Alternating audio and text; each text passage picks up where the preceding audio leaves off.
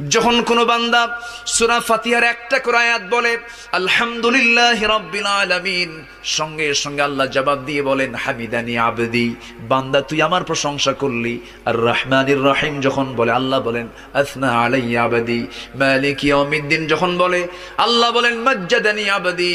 এরপরে যখন বলে ইয়াকা না'বুদু ওয়া ইয়াকা নাস্তাঈন পর্যন্ত যখন বলে আল্লাহ বলেন বান্দারে তুই আমার কাছে কি চাস, প্রাণ খুলে চারে বান্দা।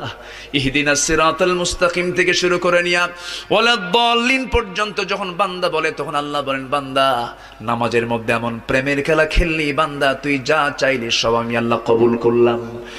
ওই বান্দা যখন রুকুতে যায় আল্লাহ তখন অস্থির হন। ওই বান্দা যখন সিজদায় যাওয়ার জন্য প্রস্তুতি নাই, সমস্ত ফেরেশতাকে ডাক দিয়ে বলেন ও ফেরেশতারা, এই বান্দাগুলো আমাকে দেখলো না, রাসূলকে দেখলো না, কোরআনকে দেখে হাদিসকে বিশ্বাস করে আমাকে খুশি করার জন্য তার সবচেয়ে সম্মানজনক